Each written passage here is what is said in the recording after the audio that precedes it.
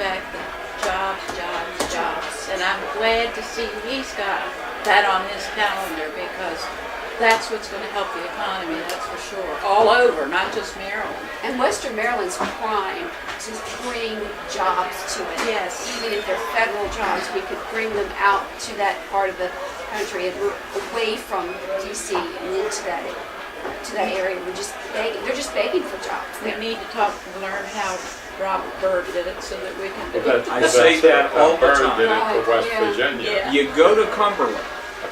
You go to Cumberland and you look across the river and you say, what's the difference between the folks south of the river and the folks north of the river? Smoke. The, Carbon dioxide. the difference between the folks south of the river is they have jobs because somebody in Washington cares. The folks north of the river don't have jobs because their guy in Washington just doesn't care.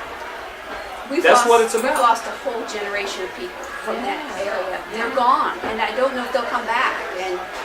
But it's sad because it's a beautiful town. It should be revitalized, and let's get that stimulus money in there and let's make this thing vibrant. Cumberland, I think, at one time was the second largest city in Maryland. It was. not? It was. With Firestone, wasn't it Firestone or Goodrich? Kelly. Whichever. And Kelly Tire Kelly Plant. Tires, whichever You was had up there. And PP&G then, yeah. Glass Factory.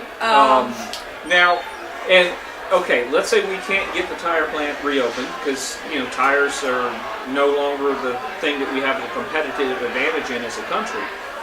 There is no reason that we can't bring 500 quality federal jobs to Cumberland.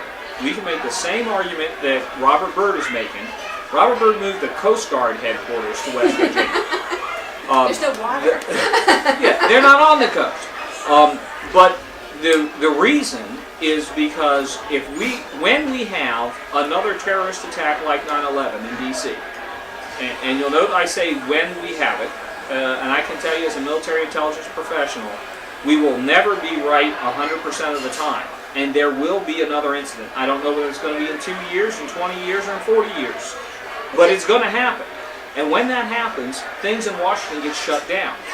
That's why you need to have some of those offices dispersed so that you can have continuity of operations. And the argument has been successful to moving the Fingerprint Center out to West Virginia. There's no reason we can't make the same argument and move some of these offices that we're building under Homeland Security out to Cumberland.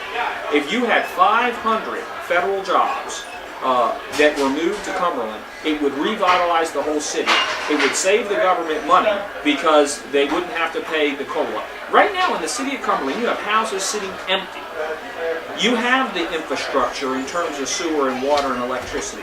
And there's no reason that we can't do that and bring that kind of economic development to the 6th District of Maryland, other than the fact we've got somebody that doesn't care. Doesn't care enough to do it.